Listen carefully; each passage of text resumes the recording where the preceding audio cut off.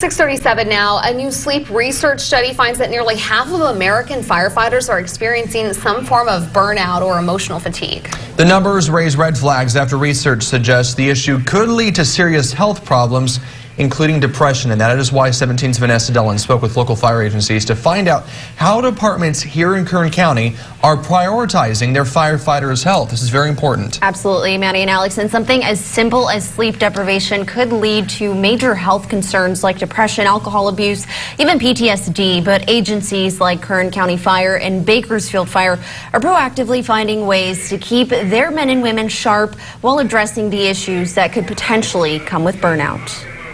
The toll on a firefighter in the state of California today, not just structural firefighting, wildland firefighting, it's growing. Our guys are working. The fire season really is not a season, it's almost a year. For Battalion Chief Denisio Mitchell, a career with Kern County Fire is around-the-clock calling. We're faced with adverse situations and emergency incidents and chaos. But according to a study published in the Journal of Sleep Research, the job can be a lot more daunting than some may have bargained for. We get separated with, is this what I really wanted to do? I'm doing more of this. Maybe we're seeing a lot of those accidents, a lot of those, the gory calls, a lot of that stuff that we just didn't know that's really what we're going to be doing. Mitchell says he's all too familiar with the psychological strain that comes with the job. If I would have ignored it, I would not be doing well today. I can almost guarantee that.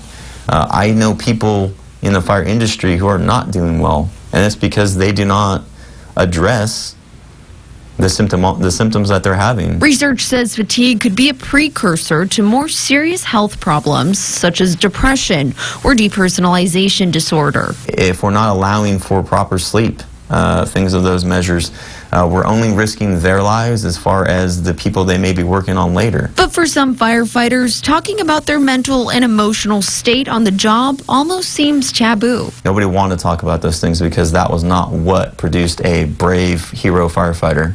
But today, those things are being uncovered, and we're finding what the damage was done because of that. That's why agencies like KCFD are shutting down stigmas, promoting awareness of the risks that come with the job. Stress management, self-care, those are big components and parts of what the successes are that will help to avoid burnout, post-trauma stress, and then depression. Bakersfield Fire Department Battalion Chief Casey Snow adds their department's focus is in providing resources for firefighters. We'll actually contract private wellness professionals to come in and work with our members, not only for themselves, but to also notice other people that are on the job, things that could be telltale signs that they are under stress and do need some assistance. Similarly, Mitchell says he's hoping to deter the stigma of remaining silent about burnout and encourages KCFD employees to prioritize their health above everything. The machismo, the bravado, that stuff, it's gone. That doesn't exist anymore. And if you do, you're going down the wrong road. It won't last. I don't care how strong you are.